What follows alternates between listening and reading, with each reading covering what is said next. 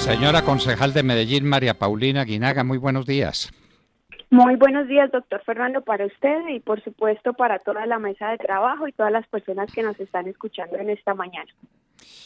Bueno, concejal, tenemos la noticia de que dos exdirectivos de Hidroituango, muy significativos, han sido llamados a juicio penal. Y por otra parte, tenemos la noticia de que los cálculos de la Contraloría es que Hidroituango le va costando a las empresas públicas de Medellín la suma de 4 billones de pesos. Ese será el punto final y tenemos la garantía de que no va a costar eso más. ¿Y de dónde van a salir esos 4 billones de pesos? Háblenos de los dos temas, si es tan gentil, señora concejal.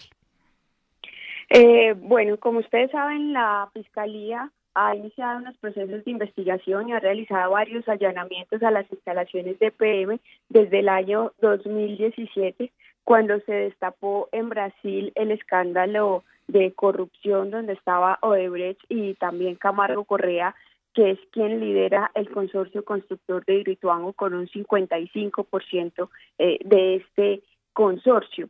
En Hidroituango, como lo he explicado en otras ocasiones, se tomaron una serie de decisiones que hoy no nos las han explicado y no nos han dicho quién fue quien realmente las tomó. Un ejemplo claro y contundente: ¿quién tomó la decisión de cerrar esos dos túneles iniciales sin haber terminado la presa y el vertedero? Si esos dos túneles se hubieran cerrado, pero ya hubiéramos tenido lista la presa y el vertedero, muy seguramente no hubiera ocurrido esta emergencia.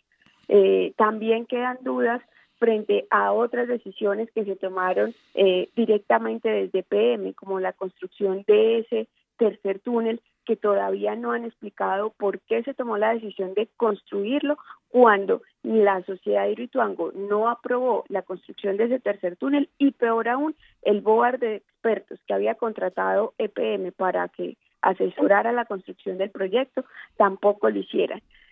Lo que dice la Fiscalía inicialmente, que los cargos que eventualmente se le imputarían a estas personas es por la adjudicación del contrato BOMT a una filial de EPM, que era la filial EPM Ituango, argumentando que era que esta empresa no tenía ninguna experiencia para construir un proyecto de esta magnitud.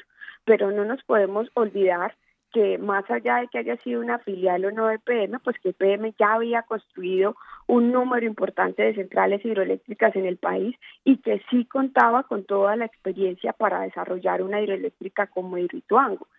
Yo creo que frente a esa situación, pues la Fiscalía podría no ser acertada al decir que EPM no tenía la experiencia, porque recordarán ustedes que en el año 98 se constituye la sociedad de Hidroituango. Finalmente, en el año 2009, prácticamente 11 años después, se inicia la subasta para vincular inversionistas extranjeros y se seleccionan 7 propuestas.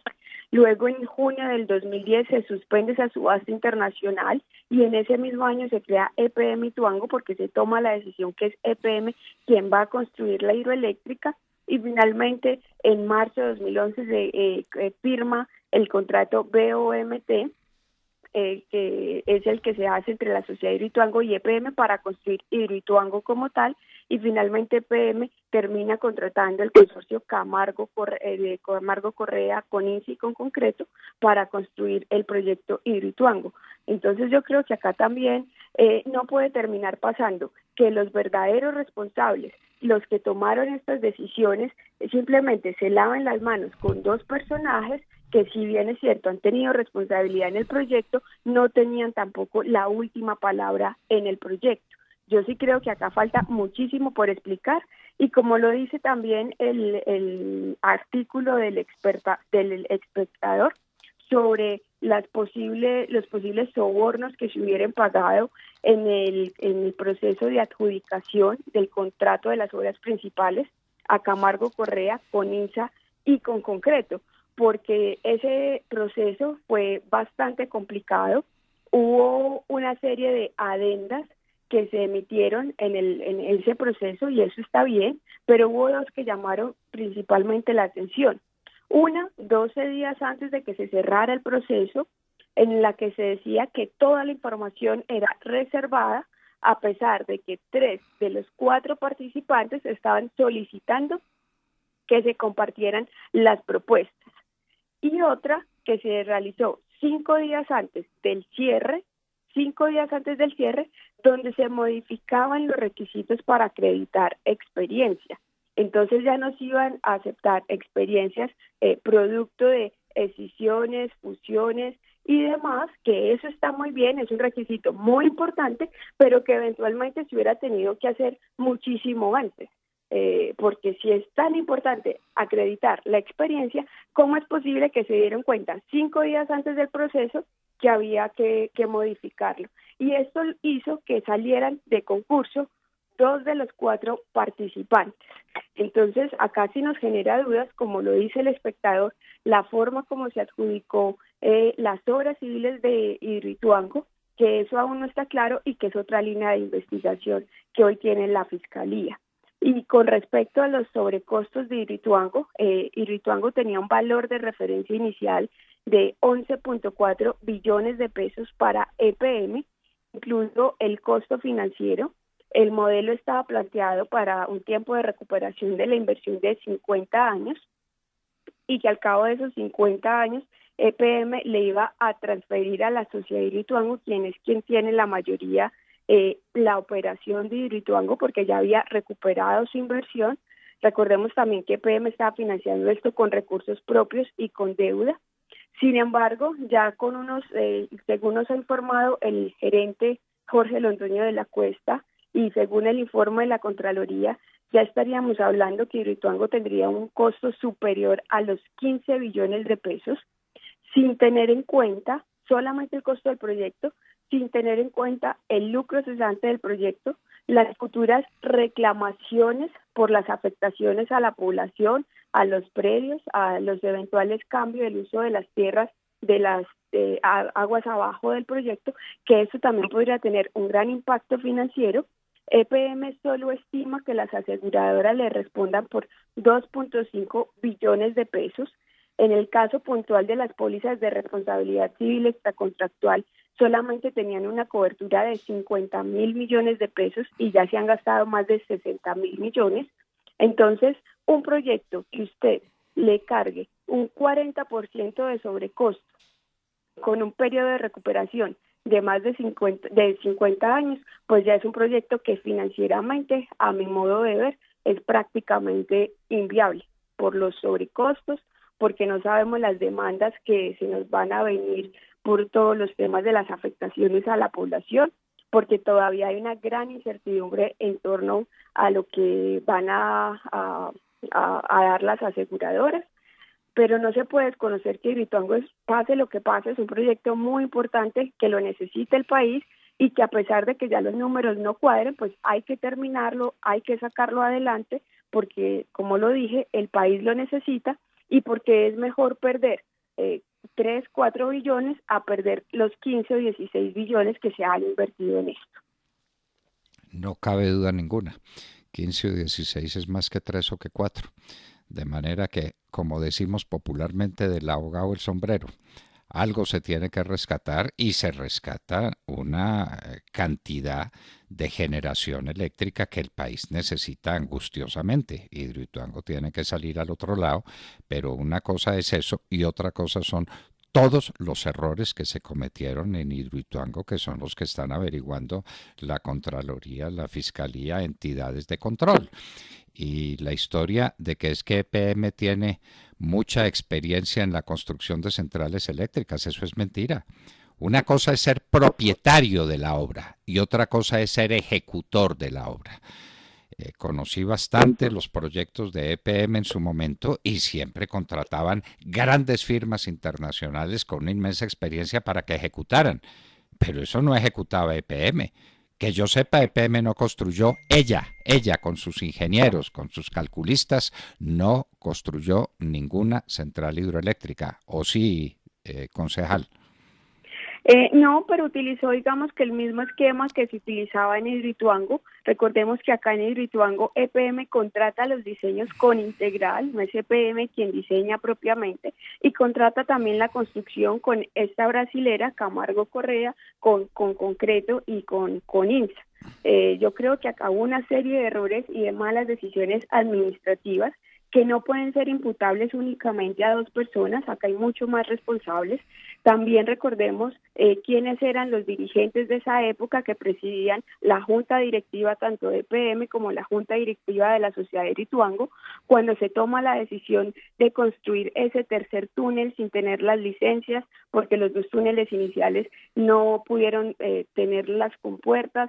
Adicionalmente no había sido aprobado por ese board de expertos. Ahí tenemos el presidente de la Junta Directiva de la Sociedad de Hidroituango que debe responder y el presidente de la Junta Directiva de PM de esa época también. Y le pongo un ejemplo, este también es un proyecto que se le empezaron a sacar recursos sin haber empezado a generar.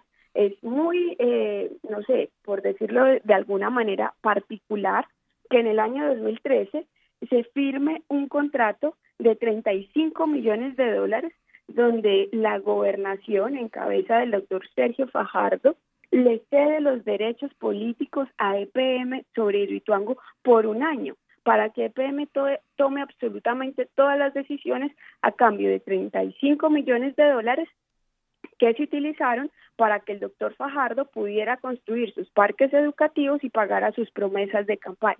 Este es un proyecto también que, como lo dije, se le empezaron a sacar recursos sin haber estado terminado y sin haber empezado a generar. Bueno, concejal, Hidroituango se tiene que terminar, esperamos que lo terminen, esperemos que los interrogantes de la casa de máquinas se despejen del todo. ¿Ya están completamente despejados y ya se sabe cuál es el costo de la recuperación de la casa de máquinas o todavía no? No, aún no se tiene claridad. La última noticia es que se terminó completamente la presa. Esto es una muy buena noticia porque disminuye el riesgo de las comunidades aguas abajo. Se hizo un gran despliegue mediático anunciando esto. Sin embargo, no olvidemos que según lo que EPM le había reportado a la CREC desde diciembre del 2017, era que la presa y el vertedero ya estaban listas.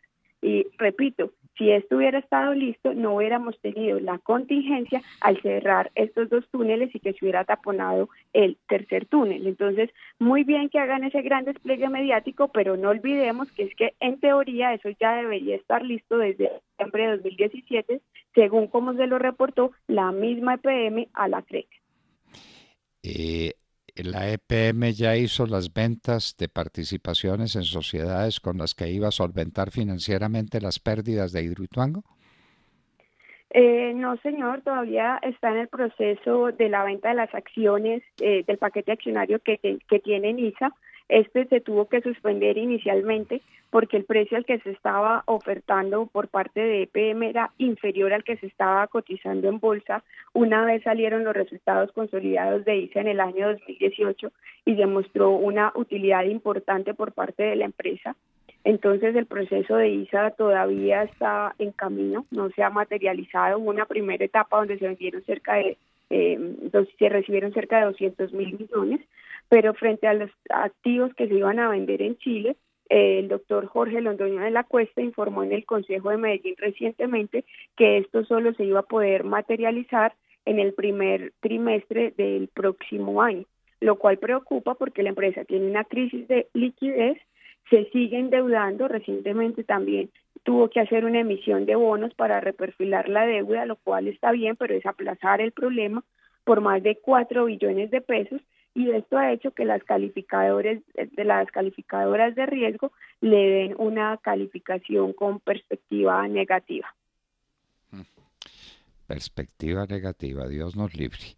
Concejal María Paulina Aguinaga, muchísimas gracias por estas precisiones que sobre el proyecto más importante que el país tiene entre manos, Hidroituango, usted nos hace aquí en la hora de la verdad. Muchas gracias, concejal. Muchísimas gracias, doctor Fernando, a usted por el espacio y un muy feliz día para usted, toda la mesa de trabajo y por supuesto toda la audiencia.